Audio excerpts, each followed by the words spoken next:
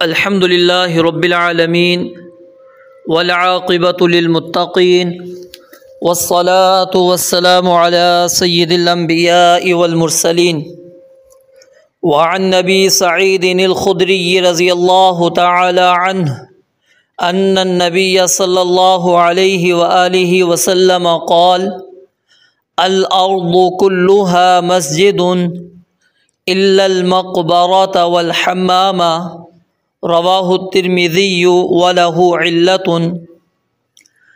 سیدنا ابو سعید خدری رضی اللہ تعالی عنہ سے روایت ہے ان النبی صلی اللہ علیہ وآلہ وسلم قال، بے شک نبی مکرم صلی اللہ علیہ وآلہ وسلم نے ارشاد فرمایا، الارض کلها، زمین ساری کی ساری، مکمل کی مکمل، مسجد سجدے کی جگہ ہے، سجدے کا محل ہے، نماز کی جگہ ہے، الا المقبرۃ، سوائے قبرستان، والحمام، اور حمام کے جو نہانے دھونے کے مقامات ہوتے ہیں۔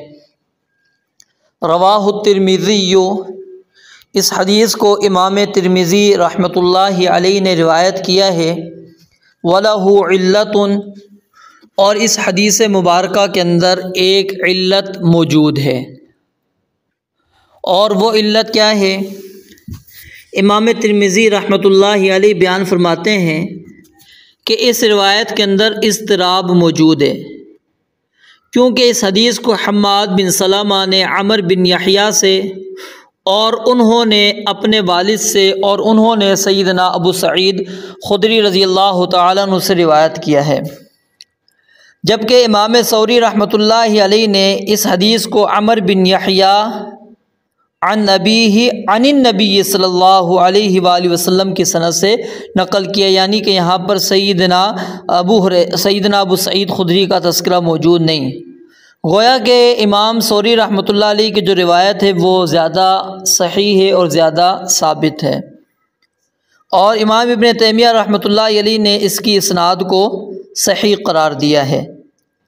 تو اس حدیث مبارکہ کے اندر رسول مکرم علیہ الصلاۃ والسلام نے روئے زمین سے صرف 2 مقامات کو مستثنیٰ قرار دیا ہے، باقی سارے مقامات کو آپ علیہ الصلاۃ والسلام نے نماز کے لیے بہترین جگہ اور صحیح جگہ قرار دیا ہے۔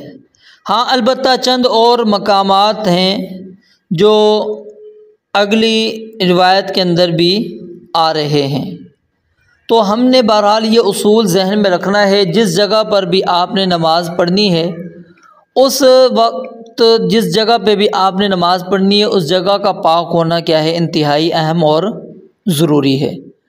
اگر وہ جگہ پاک نہیں ہے، اگر وہ جگہ پاک نہیں ہے تو پھر نماز نہیں ہوگی۔ تو اس حدیث مبارکہ کے اندر جو 2 چیزوں کا ذکر ہے وہ کیا ہے؟ ایک قبرستان، قبروں کی طرف منہ کر کے یا قبرستان میں نماز پڑھنے سے منع کیا گیا ہے، اس کی وجہ کیا ہے؟ شرک کے اندر مبتلا ہونے کا خوف ہے، کہ انسان شرک کے اندر جا سکتا ہے، اور یہ ممانعت جو ہے شرک کے ذرائع کو بند کرنے کے لیے بیان کیے گئے ہیں۔ اب چاہے وہ قبر ایک ہو، چاہے وہ قبر زیادہ ہوں، سب کے لیے ایک ہی حکم موجود ہے۔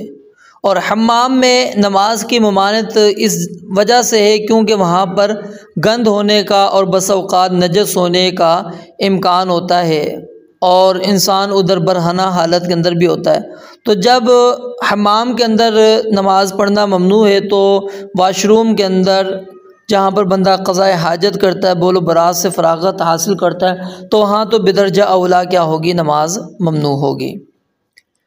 اب اگلی روایت دیکھیے، وعن ابن عمر رضی اللہ تعالی عنہما، سیدنا عبداللہ بن عمر رضی اللہ تعالی عنہما سے روایت ہے، ان النبی صلی اللہ علیہ وآلہ وسلم نہا، بے شک نبی مکرم علیہ الصلاۃ والسلام نے منع فرمایا، ان یصلی، کہ نماز پڑھی جائے، فی 7 مواطن، 7 جگہوں پر۔ مواطن یہ موطن کی جمع ہے، اور یہاں پر مطلق جگہ مراد ہے، چاہے وہاں پر کوئی رہتا ہے یا وہاں پر کوئی رہتا نہیں ہے۔ نمبر 1 فی المزبلہ، مزبلہ کہتے ہیں کوڑے خانے کو، کوڑی کو، جہاں پر لوگ غلاظت پھینکتے ہیں، کوڑا کرکٹ پھینکتے ہیں، تو یہ عموماً جگہ کیا ہوتی ہے؟ گندی اور نجس غلیظ چیزوں سے پر ہوتی ہے، بھری ہوئی ہوتی ہے۔ والمجزراتی، اور مجزرہ مذبح خانہ جہاں پر جانوروں کو ذبح کیا جاتا ہے، ان کی کھال اتاری جاتی ہے، علائشیں دور کی جاتی ہیں، ان کے گوشت کے بڑے بڑے پارچے بنائے جاتے ہیں، حصے بنائے جاتے ہیں، کیونکہ یہاں پر خون ہوتا ہے، اوجڑی ہوتی ہے، انتڑیاں ہوتی ہیں، دیگر علائشیں موجود ہوتی ہیں، اس لیے منع کر دیا۔ والمقبرہ، اور قبرستان، وقارعۃ الطریق، اور عام راستہ۔ یہ قارعۃ الطریق اس راستے کو کہتے ہیں جس پر لوگوں کا گزر کثرت کے ساتھ ہوتا ہے، جس راستے پر لوگوں کا آنا جانا کم ہو یا لوگوں نے آنا جانا چھوڑ دیا ہو تو یہ اس ممانعت میں داخل نہیں ہے۔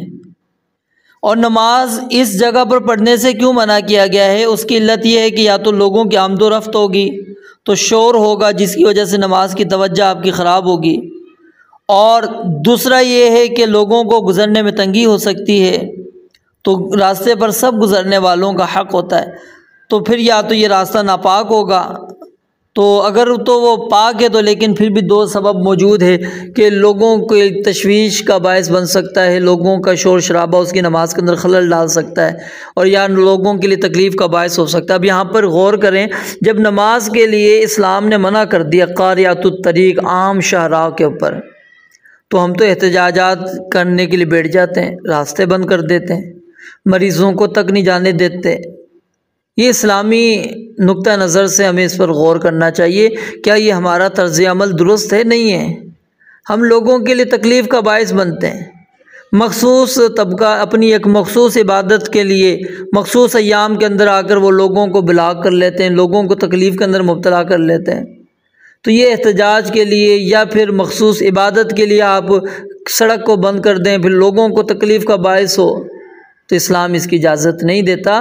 جب اسلام نماز سے، جو نماز کے اندر آپ کو کتنی دیر لگنی ہے؟ 5 سے 10 منٹ لگنے، زیادہ سے زیادہ 20 منٹ لگا لیں، 15 منٹ لگا لیں، اس سے اوپر تو آپ کو وقت نہیں لگے گا نا، 10 منٹ، ٹھیک ہے، لیکن وہاں پر اسلام آپ کو روک رہا ہے، منع کر رہا ہے، تو پھر آپ پورے دن کے لیے بند کر دیں، گھنٹوں کے لیے بند کر دیں، پھر مریض لوگوں کے آنے جانے میں پریشانی، کسی نے ڈیوٹی پہ جانا ہے، کسی بچوں نے اسکول وغیرہ جانا ہے، سب کو تکلیف کا باعث بن رہے ہیں۔ ہمیں اس کے اوپر غور و فکر کرنا چاہیے۔ وقارعۃ الطریق، اور عام راستہ، والحمام، اور حمام، وفی معاطن الابل، اور اونٹوں کے سراب ہو کر بیٹھنے کی جگہ، اونٹوں کے سراب ہو کر بیٹھنے کی جگہ، اور اسی طرح اونٹوں کا باڑا بھی مراد لیا جا سکتا ہے۔ وفوق ظہر بیت اللہ، فوق معنی اوپر، ظہر چھت، اور بیت اللہ، اور بیت اللہ کی چھت کے اوپر، کیونکہ خانہ کعبہ کی عمارت کی چھت پر نماز پڑھنا اس لیے ممنوع ہے کیونکہ خانہ کعبہ کی چھت پر دیواریں نہیں ہیں، تو نمازی کے سامنے خانہ کعبہ کی عمارت ہی نہیں ہے، تو ایسا آدمی وہ جو فولی وجہ کا شطر المسجد الحرام، وہ رخ اس کا مسجد حرام کی طرف ہے ہی نہیں، تو اس کی نماز کس طرح ہوگی؟ البتہ کعبے کے اندر نماز پڑھنا وہ فرض ہے، نفل دونوں طرح جائز ہے، کیونکہ نبی علیہ الصلوۃ والسلام نے خود خانے کعبے کے اندر آپ علیہ الصلوۃ والسلام نے کیا ہے؟ نماز ادا کی ہے، صحیح مسلم کے اندر روایت موجود ہے۔